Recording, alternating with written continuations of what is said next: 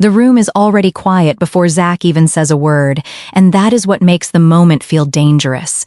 Because this is not the kind of silence that brings peace. This is the kind of silence where every person in the room is waiting for one sentence to confirm what they have already been afraid of, with Lydia sitting beside him, her hand close to his, her face trying to stay calm, but her eyes giving away the truth that she knows this conversation could either fix the damage or finally expose how deep it really goes. And before anyone gets the chance to soften the room, Zac looks at the family and says he is tired of walking into these conversations already treated like the problem, tired of being judged before he explains himself, tired of watching Lydia carry the pain of a family that says it, wants to protect her while making her feel like she has to defend the man she married every single time his name comes up. At first, it sounds like Zac is drawing a boundary, and maybe part of him truly believes that is all he is doing, because from his side, he sees a wife who has cried, a marriage that keeps getting questioned, and a family that never seems fully ready to let him belong. But then the sentence lands differently when he says that if loving Lydia means being hated by this family, maybe they need to stop trying to belong here, because the word they suddenly changes everything, and the whole room feels it at the same time, not because Zac raised his voice, not because anyone slammed a door, but because he spoke like Lydia had already made the same decision he had. And in that one tiny moment, what looked like protection starts to feel like pressure. Lydia turns toward him, and she does not look angry, which somehow makes it worse, because anger would be simple. Anger would give the family something obvious to react to. But her face shows confusion, hurt, and a kind of fear she has been trying to hide behind loyalty.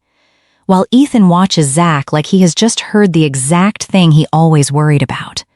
Mariah looks at Lydia instead of Zac because she can tell this is no longer just a fight between a husband and in-laws, and Kim sits there with the kind of stillness that says she is choosing her next words carefully because one wrong question could make her daughter shut down completely. Then Kim finally asks Lydia if this is what she wants, and the question is so simple that it becomes brutal, because for the first time in the room, nobody is asking whether Zac is right. Nobody is asking whether the family is wrong. Nobody is asking who crossed the line first. They are asking Lydia to separate her own voice from everybody else's expectations, and that is when the real emotional weight of the scene becomes impossible to ignore, because Lydia has spent so much time defending Zac from the family and defending the family from Zac that nobody can tell anymore where her real answer begins. Zac says he is fighting for their marriage, and maybe he is, but the tragedy is that Lydia hears something else underneath it. She hears that loving him might mean walking away from pieces of her family before she is ready, while the family hears a warning that confirms their worst fear, that Zac does not just want respect, he wants distance, and now every person in the room is reacting to a different version of the same sentence, which is exactly how family arguments become impossible to solve, because no one is only responding to what was said, they are responding to every wound that sentence touched. And when Lydia finally opens her mouth, the room leans toward her without even moving, because everyone wants her answer to save their side. Zac wants to know she is with him, the family wants to know she is still reachable, and the audience wants the clean truth that reality TV almost never gives. But Lydia does not give anyone that comfort. She only looks down, takes a breath, and whispers that she does not know anymore. And that is the moment the warning stops being about Zac, stops being about the Plath family, and becomes about the one person everybody claimed they were protecting, while somehow leaving her with the least room to speak. But to understand why that one sentence from Zac hit the room so hard, the story has to move backward. Not into a clean little recap where everyone pretends the timeline explains everything, but into the pressure that had been building long before that family meeting ever started. Because by the time Lydia and Zac walked into that room together, their marriage was no longer just a marriage. It had become a symbol. And that is where everything starts getting complicated. Because to Lydia, Zac may have felt like certainty in a life where every decision had always been watched, measured, questioned, and tied to what kind of daughter, sister, believer, and woman she was supposed to be. Lydia had spent years being seen as the steady one, the calm one, the soft-spoken one, the girl who did not create chaos, the one who stayed close to her faith, close to her family, close to the version of herself everyone seemed comfortable understanding. And when someone lives inside that kind of identity for long enough, even normal fear can start to feel like failure, because if you are always the peaceful one, then doubt does not feel like a private emotion. It feels like you are disappointing everyone who trusted you to stay certain. And that is why Zac's arrival changes more than just her romantic life, because he does not simply become the man she loves. He becomes the person who makes her feel like there is a future she can step into without having to explain herself to every corner of the family. And that is what makes the timeline feel different when you look at it again. Because from the outside, people can call it fast. They can question whether Lydia and Zac really had enough time. They can wonder if the emotions moved quicker than the reality. But from Lydia's side, speed may not have felt reckless at all. It may have felt like relief, like finally having one thing that seemed clear in. A family where so many relationships had already become complicated, fractured, or emotionally loaded. And that is the part nobody in the room can fully see. Because when the family looks at Zac, they see the man who entered Lydia's life quickly. But when Lydia looks at Zac, she may see the first person who made her feel chosen without needing a family vote. That is why her defense of him is not simple, because maybe Lydia stands by Zac because she believes in him, but maybe she also stands by him because admitting uncertainty would cost too much. Because if she says she moved too fast, then suddenly the family's fears sound valid. If she says Zac has pushed too hard, then suddenly her marriage becomes something people can debate like evidence. And if she says she is scared, then the one place that was supposed to give her peace becomes another room where she has to prove she made the right choice. So instead of separating love from pressure, Lydia starts carrying them together. And every time Zac is criticized, it does not just feel like someone is questioning him, it feels like they are questioning her judgment, her maturity, her faith, and the entire version of herself she was trying to become. But Zac has his own fear sitting underneath all of this. Because if the family never fully accepts him, then every conversation becomes a reminder that he might always be the outsider, the man who arrived too quickly, spoke too strongly, and somehow became the center of every concern Lydia's family already had.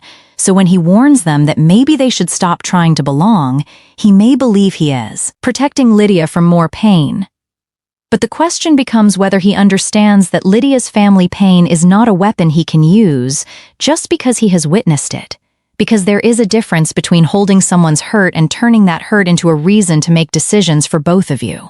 And the saddest part is that Lydia may not even know where one emotion ends and another begins anymore, because faith, loyalty, love, fear, family, marriage, and identity have all been tied together so tightly that every answer sounds like betrayal to someone. And maybe that is why her tears in the room feel so heavy. Not because Zac is being criticized, not because the family is being challenged, but because every side is waiting for Lydia to validate their version of the truth, while she is still trying to figure out if her own truth has been buried under everyone else's expectations. So when Lydia remembers the night before the meeting, when she looked at Zac and quietly told him that she did not want them to hate him because of her, that sentence starts to haunt the whole confrontation, because it suggests Zac did not walk into that room blindly. He walked in already, carrying the fear that Lydia blamed herself for his rejection, and maybe that is why his warning came out so sharp, so final, so dangerous. Because he was not only reacting to the family, he was reacting to the idea that if he did not fight hard enough, Lydia would keep shrinking to keep everyone else comfortable. But the painful twist is that in trying to stop her from shrinking for them, he may have made her shrink for him. By this point, the room is no longer dealing with one argument, because now there are two completely different versions of the truth fighting for control. And the dangerous part is that both versions have enough pain behind them to sound believable. Because if you look at it from Zac's side, he is not standing there as some random outsider trying to tear Lydia away from her family. He is standing there as a husband who has watched his wife cry, watched her explain herself, watched her carry the weight of every judgment people made before they really knew him. And in his mind, this warning is not control. It is the boundary everyone should have respected before Lydia got hurt this badly. But if you look at it from the family side, that same warning sounds completely different. Because what Zac calls protection, they hear as pressure. What he calls defending the marriage, they hear as forcing Lydia into a loyalty test. And what he calls refusing to be judged, they hear as telling Lydia that peace with her family might come at the cost of loyalty to him. So when Ethan finally looks at Zac and says that every time Zac claims he wants to protect Lydia, Lydia seems to get smaller. The room shifts again, because that line does not accuse Zac of hating Lydia. It accuses him of loving her in a way that may be taking up too much space. Zac does not back down, and that makes the moment sharper, because he looks at Ethan and says that every time this family claims they love Lydia, they make her defend the person she married. And suddenly the argument becomes impossible to settle, because both men are pointing at the same woman and saying they are protecting her from the other side, while Lydia sits there caught between two forms of love that both feel like pressure.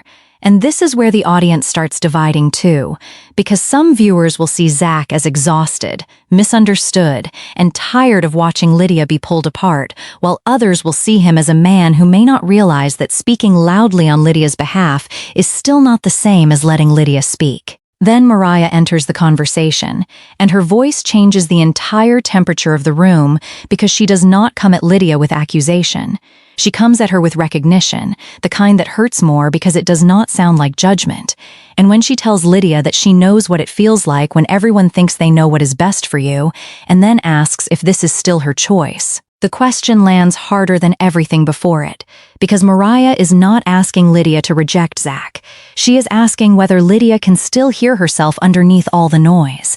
And for the first time, Lydia does not look defensive. She looks exposed. That is when Kim asks the question nobody can easily recover from, because she turns to Lydia and asks whether, when Zac says, "we," Lydia feels included or erased, and the room goes still again because now there is no safe answer. Because if Lydia says included, the family will feel like they have lost her completely. If she says erased, Zac will feel betrayed in front of everyone, and if she says nothing, both sides will use her silence as proof that they were right all along, which is the real trap Lydia has been stuck inside this entire time, because she is not being allowed to simply feel hurt, confused, loyal, angry, or tired.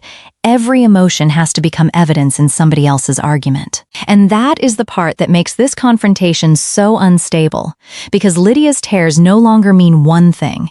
If she cries while defending Zac, Zac can say the family is hurting her. If she hesitates before defending him, the family can say she is unsure. If she stays silent, everyone can interpret that silence however they want, and the audience does the same thing from the outside, turning a woman's face, a pause, a breath, or a shaky answer into proof of whatever side they already wanted to believe, because apparently reality TV has convinced everyone they are expert witnesses in someone else's marriage after watching a few edited scenes. But Lydia finally stands up, and for 1 second it looks like she is going to walk out. Like the pressure has become too much, and she is done letting everyone turn her marriage into a courtroom, but instead, she turns back toward Zac, and that is what makes the room hold its breath, because this time she is not looking at the family to defend him, and she is not looking at Zac to be rescued. She is looking at him like she has just realized that defending him no longer proves she is happy. It only proves that everyone has successfully pressured her to answer, and before anyone can interrupt, before Zac can explain, before the family can soften the question, Lydia finally says the sentence nobody expected, and in that moment, the power in the room begins to move away from everyone who has been speaking.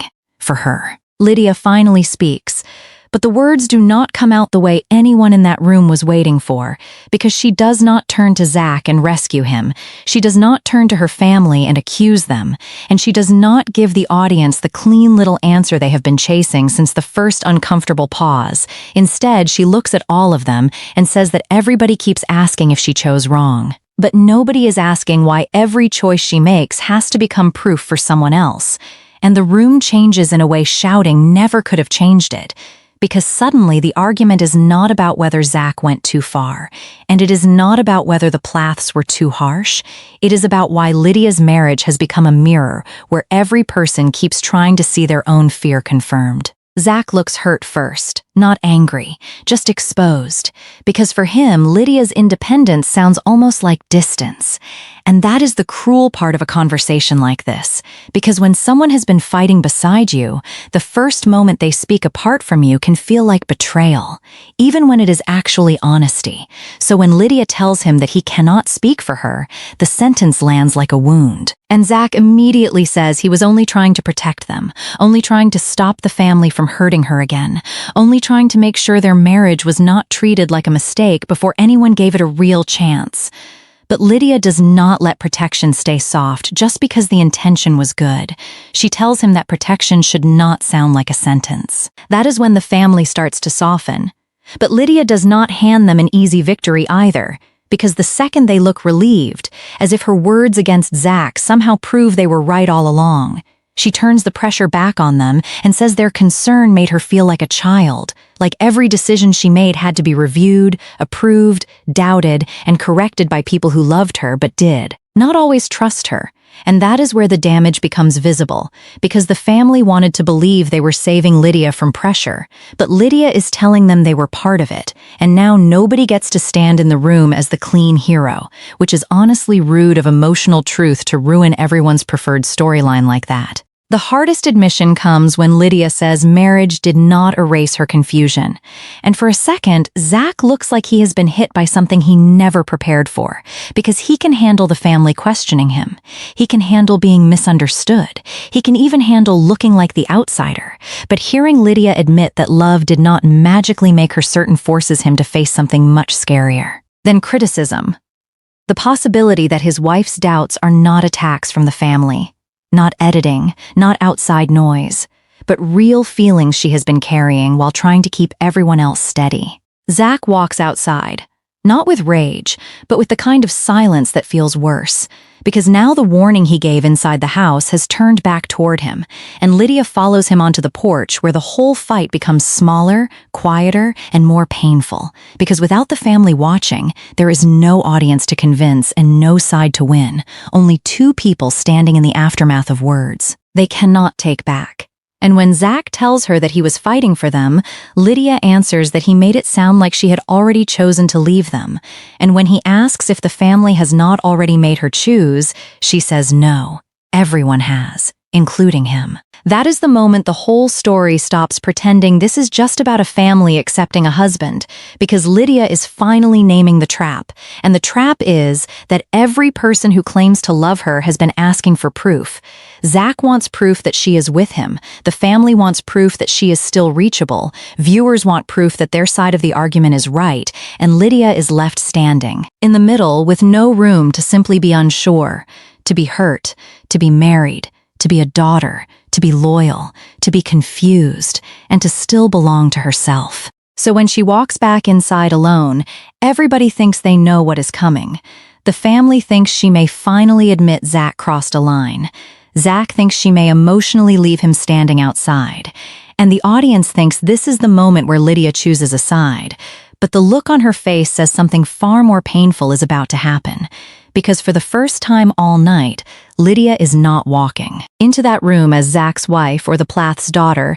She is walking in as the one person everybody has been speaking about, and now she is ready to speak without letting anyone own the answer. When Lydia walks back into the house without Zac beside her, the room makes the mistake of thinking her silence has finally chosen a side, because the family sees her alone and thinks maybe she is ready to admit that Zac crossed a line, while Zac stands outside close enough to hear her voice and fears that the one person he was fighting to protect is about to leave him emotionally in front of everyone. But Lydia does not give either side the ending they are expecting, and that is what makes the moment hurt, because she looks at her family first, then toward the doorway where Zac is still standing, and says she still loves her husband, but she misses being someone who could walk into this house without feeling like a vote. That sentence changes the whole story, because suddenly the question is not whether Lydia made the wrong choice by loving Zac, and it is not whether the family was completely wrong for worrying. The real question becomes why Lydia's marriage had to carry every unresolved wound this family never finished dealing with. Why her love had to become proof that Zac was good or dangerous. Why her hesitation had to become proof that the family was right or controlling. Why her tears had to be turned into evidence instead of being allowed to simply be pain. And for the first time, Lydia is not defending anyone. She is naming the trap everyone helped build around her. She tells them Zac is not the only problem, and Zac hears that from outside like a bruise opening, because part of him wants to believe that if the family would just accept him, the pressure would disappear. But Lydia makes it clear that love cannot require her silence, and protection cannot become another way of claiming her before she has even finished speaking for herself, while the family has to. Hear the part they do not want to hear either, that their concern may have come from fear and love, but it still made her feel small, watched, and treated like a girl who could not be trusted with her own life unless everyone else approved the shape of it first. Then Lydia admits the thing nobody expected her to say out loud, that she thought marriage would bring clarity, that she thought loving Zac would make the noise quieter, that she thought becoming a wife would help her step into certainty. But instead, marriage made every buried family wound louder, because now every conversation came with a hidden question underneath it. Are you still one of us? Are you still with him? Are you happy? Are you trapped? Are you loyal? Are you honest? And the cruelty of those questions is that they all pretend to care about Lydia while forcing her to perform an answer for everyone else. So when she refuses to choose a side in front of them, it is not weakness. It is the first honest choice she has made in the room, because Lydia is not saying Zac was right. She is not saying the family was right, and she is not giving the audience the easy scandal ending they came looking for. She is choosing space instead of separation, clarity instead of performance, and her own voice instead of another public vote on her marriage, while Zac realizes that if he truly loves her, he has to let her stand without pulling her outside with him, and the family realizes that if they truly love her, they have to stop treating every uncertain sentence like proof that she needs rescuing. And the final image is not Lydia running to Zac or falling back into the family's arms, because that would be too simple for a story this wounded. The final image is Lydia standing between the open door and the family room, outside with her husband on one side, inside with her family on the other, but for the first time she is not being dragged in either direction, she is standing still. And maybe that is the answer everyone was too afraid to hear, that Lydia did not necessarily make the wrong choice with Zac, but she did make a dangerous choice when she let love become the place where every unresolved fear had to be solved, and she did not walk away from Zac in that moment. She simply stopped letting him lead the story, which may be what scared everyone most.